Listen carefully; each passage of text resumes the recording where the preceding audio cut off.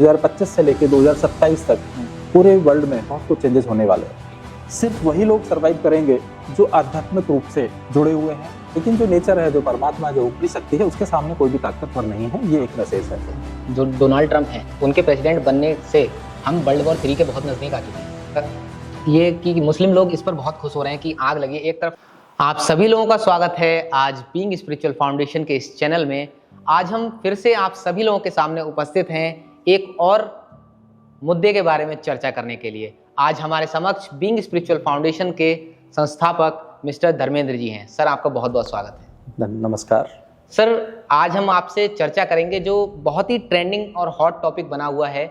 News में आप जहां भी देखेंगे हर जगह अमेरिका की आग जो लगी हुई है अमेरिका में, उस पर चर्चाएं चल रही हैं। तो आप इसको किस नज़रिए से देखते हैं, इस अमेरिका में लगी आग को? आप इसको 3 तरीके से बताइएगा मुझे। फाइनेंशियली, दूसरा सोशली आप इसको कैसे देखते हैं, और तीसरा स्पिरिचुअली आप इसको कैसे देखते हैं? तो सर, आप प्रकाश डालें इस पर। देखिए, कोई भी घटना होती है, जैसा आपने कहा, तो ये जो घटना है इसमें बहुत ज़्यादा कई तरह से नुकसान हो रहे हैं। ठीक है। जान माल का जिसे नुकसान कहते हैं। आध्यात्मिक दृष्टि से सबसे पहले देखते हैं, सबसे पहले जो मैसेज मिलता है वो यही है कि नेचर के आगे, परमात्मा के आगे कुछ भी नहीं है। इंसान जो कितना भी अपने आप को कह ले कि हम बहुत ही आगे जा चुके हैं, विकसित हो चुके हैं, लेकिन जब उसका कहर होता है, कुदरत का जब कहर होता है जी, तो इंसान की कोई भी औकात नहीं। दूसरा, सबसे पहले, इससे पहले कि मैं आगे बढ़ूं, मेरी संवेदनाएं उनके साथ में हैं जिन्होंने इसमें अपना घर खोया है, धन खोया है, जान खोई है। मैं बस यही कह सकता हूं कि भगवान से मैं प्रार्थना करता हूं कि जल्दी से जल्दी ये आग रुके, और आगे जो और संभावित है कि और अभी ये खतरा हो सकता है, वो आगे ना हो। इसको कई तरीके से आध्यात्मिक रूप से देखें तो देख सकते हैं। एक तो नुकसान हुआ है जी। दूसरा, इसको आप ऐसे भी देख सकते हैं कि अभी आप जीवित हैं। जो आपने खोया है, आपका घर जला है या आपका दुकान जली है, मकान जला है, वो फिर से आप बना सकते हैं जब तक आप जीवित हैं। जब तक, मैंने एक बार कहीं पढ़ा था कि जब तक आपको हवा मिल रही है श्वास लेने के लिए, खाना खाने के लिए खाना मिल रहा है, इस दुनिया में आप सबसे सेफ हैं। ओके। और आपको चिंता करने की ज़रूरत नहीं है। बिल्कुल। तो इस समय पर मैं यही कहना चाहूँगा कि उन लोगों को एक तरीके से डटे रहना है, फिर से वो खड़ा कर सकते हैं। जैसा सुंदरता, जैसे कहते हैं कि पूरे वर्ल्ड में अगर कोई खूबसूरत कोई देश का जो नाम आता है, जगह का नाम आता है, तो लॉस एंजल्स का ही आता है। उसमें भी जो हॉलीवुड हिल्स के नाम से जो है, वो कहते हैं कि वहाँ पे बहुत सुंदर सुंदर, मैं नहीं गया हूँ कभी, बट ऐसा मैंने देखा है कि बहुत सुंदर सुंदर वहाँ पे विलाज हैं, लोग रहते हैं वहाँ पे। बिल्कुल। तो इतनी खूबसूरत जगह पर ऐसा कुछ होना, तो एक संदेश तो हमको मिलता है। जैसा हमारे हिंदू धर्म में ऐसा कहा जा रहा है कि 2025 से लेकर 2027 तक पूरे वर्ल्ड में बहुत कुछ चेंजेस होने वाले हैं। ऐसा कह रहे हैं कि सिर्फ वही लोग सरवाइव करेंगे जो आध्यात्मिक रूप से जुड़े हुए हैं और आगे बढ़ रहे हैं। जो कहीं ना कहीं आध्यात्मिकता से दूर हैं, वो बहुत ज़्यादा सफ़र करने वाले हैं। ऐसा 2027 में प्रेडिक्शन है, और मैं ये कहूँगा कि ऐसे रुझान आने शुरू हो चुके हैं। तो ज़रूरत है अपने आप को समझने की। जो आपने खोया है, अभी क्या खोया? आपने मकान खोया है। जो आपने भौतिक रूप से कमाया वो वही तो खोया है। आपने क्या नहीं खोया है? आपके अंदर जो विल पावर है, आपके जो सोचने की शक्ति है, समझने की शक्ति है, अगर आप उसे बरकरार रखेंगे तो फिर से आप उसे खड़ा कर लेंगे। तो आपको दुखी होने की जरूरत नहीं है। ठीक है। इसको आप एक कहानी से ऐसे समझ सकते हैं कि एक गांव में 2 भाई रहते थे, और दोनों भाइयों ने बड़ी मेहनत करके एक मकान बनाया। मकान बना करके उसमें रहने लगे, गृह प्रवेश करने लगे। बट एक दिन दोनों भाई कहीं दूसरे गांव में चले गए। तो जब वो दूसरे गांव में चले गए तो देखा कि उनके जो घर बनाया था, उसमें आग लग गई। जब आग लग गई, उनको सूचना मिली, तो लौट के आए। तो उन दोनों भाइयों में से जो बड़ा भाई था, वो बहुत ज़ोर ज़ोर से रोने लगा कि मेरा सब कुछ, इतनी मेहनत जो है वो ख़राब हो गई, इतना जो अभी तक कमाया था वो ख़राब हो गया। लेकिन जो दूसरा भाई था, छोटा भाई था, वो हंसने लगा।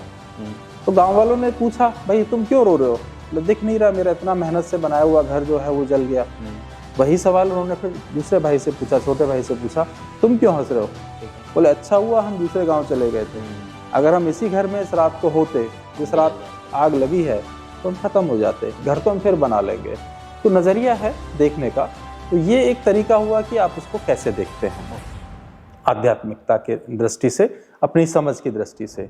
अब बात करते हैं कि सामाजिक, इस समय पर, इस दुखद जो समय होता है, सामाजिक जो रिश्ते हैं वो बहुत काम आते हैं। बिल्कुल। मुझे अमेरिका में नहीं समझ में आता है, बट अगर यही चीज़ भारतवर्ष में होती तो हमारे रिश्तेदार इतने होते हैं, वो कहते हैं हमारे घर आ जाओ, हमारे घर आ जाओ।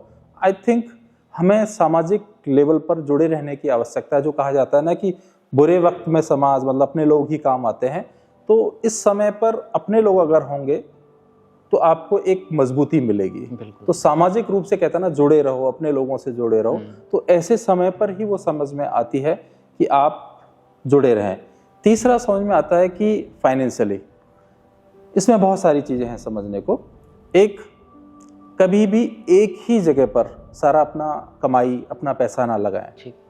अक्सर क्या होता है कि लोग घर खरीदेंगे तो इतना बड़ा घर खरीदेंगे कि वो घर अगर मान लो उनका नहीं रहा तो उनको ऐसा लगेगा कि हम सड़क पर आ गए। ठीक है, तो अपना इन्वेस्टमेंट कई जगह पर करें और अलग अलग टुकड़ों में करें, जिससे कि एक जगह पर अगर आपको नुकसान हो जाए तो आपको एटलीस्ट ये ना हो कि सब कुछ चला गया।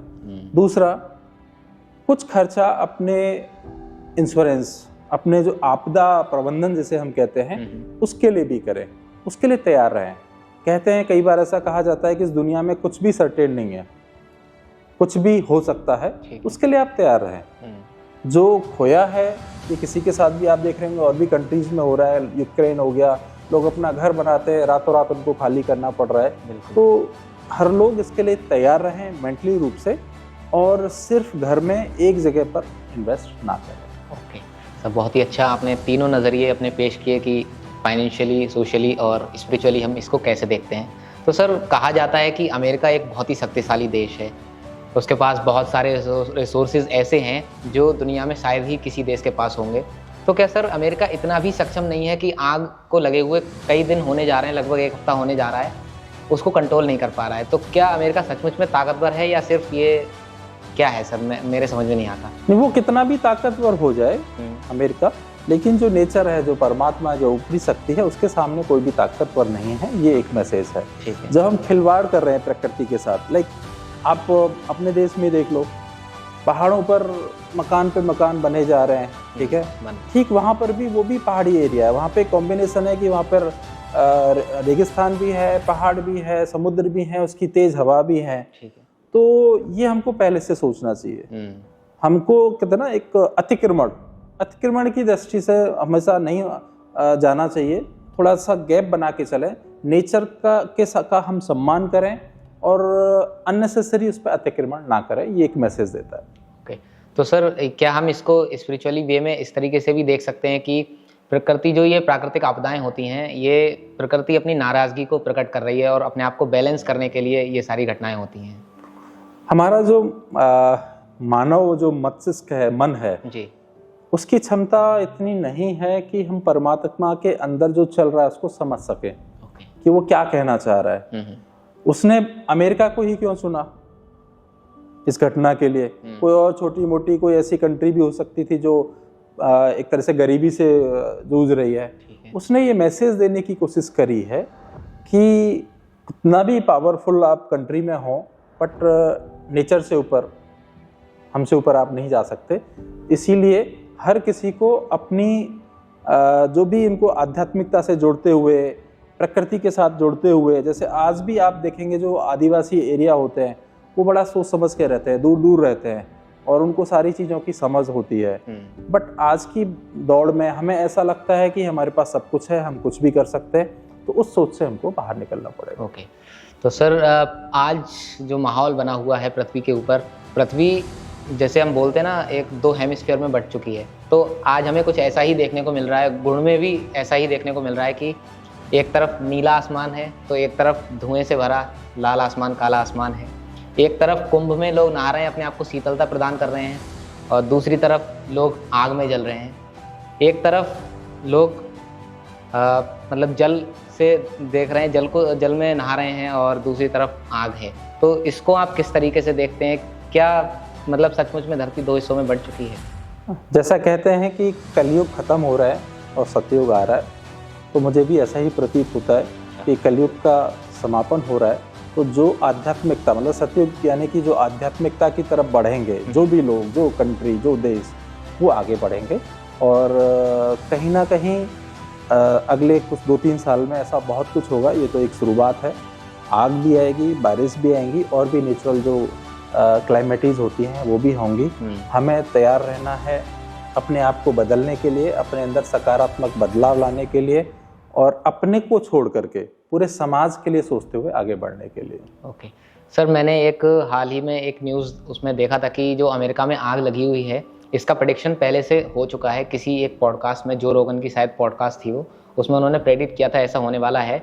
और भी इसमें रोल्स हैं, जैसे कि फायर जो डिपार्टमेंट है एलए का, वहाँ से लोगों को बजट नहीं दिया गया पहले से ही। तो क्या ये स्ट्रेटेजिकली भी हो सकता है? क्या इसमें राजनीति भी हो सकती है? हाँ, इसको आप उस एंगल से भी देख सकते हैं कि भविष्य में जो लड़ाइयाँ होंगी वो सिर्फ हथियारों से डायरेक्ट नहीं होंगी।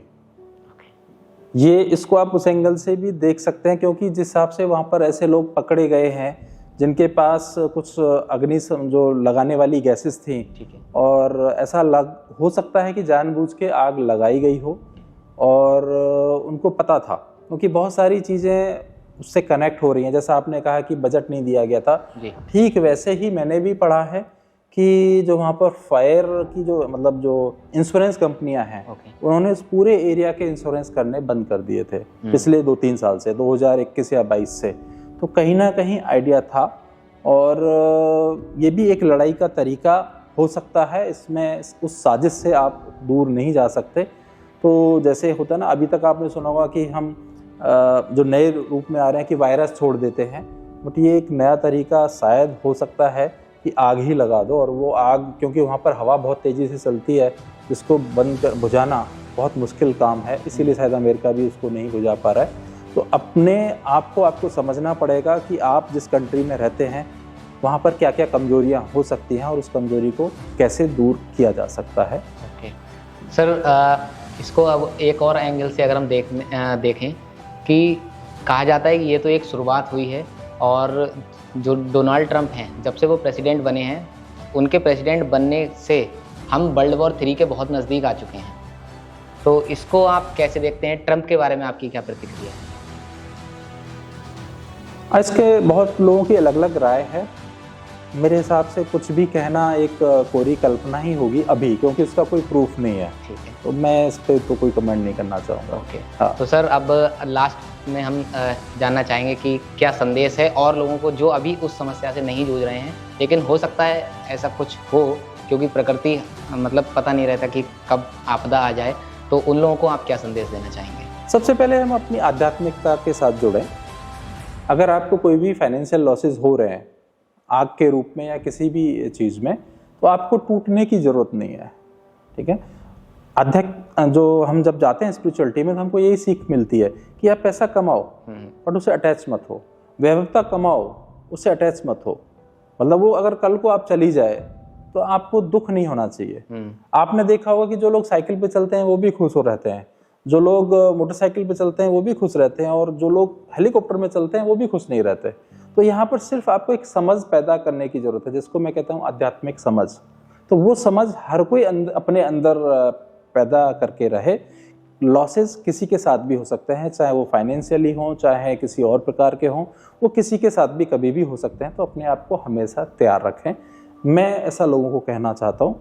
और साथ में अपना जो हम कर सकते हैं, एक होता है परमात्मा क्या कर सकता है, वो जो कर रहा है उसे जो करना है वो कर रहा है, बट मैं क्या कर सकता हूँ? मैं ये कर सकता हूँ कि मैं अपने घर का फायर इंश्योरेंस करा के चलूँ। मैं ये कर सकता हूँ कि मैं अपना प्रबंधन, पैसे का प्रबंधन अच्छे से करके कुछ लिक्विड मनी अपने पास रखूँ, जिसको मैं अपने थैले में रख के साथ में लेके जा सकूँ। क्योंकि आई एम श्योर ऐसे भी यहाँ पे घर रहे होंगे कि उनके पास कुछ ऐसा मौका ही नहीं रहा होगा। और वैसे भी अमेरिका में आप देखेंगे तो वहाँ पे क्या होता है, हर चीज़ EMI पे होती है। बिल्कुल, वहाँ पे लोगों के पास कैश या लिक्विड मनी होती ही नहीं है। तो बट भारतवर्ष में अभी ऐसा है कि आप रख सकते हैं, कुछ तो रख ही सकते हैं। तो कुछ अपने पास जरूर रखें, ऐसे अपने आप को तैयार रखें। सर अभी एक हाल ही में मैंने वीडियो देखा था, उसमें दिखा रहे थे कि एलए में उस सोसाइटी में सारे घर जो थे वो जल गए, लेकिन बिल्कुल सेंटर में एक घर था वो बिल्कुल नहीं जला। तो उस आदमी का इंटरव्यू अभी हाल ही में लिया गया, तो उसने बताया कि मतलब मैं तो देख के हैरान हूँ कि प्रकृति की मेरे ऊपर इतनी कृपा है।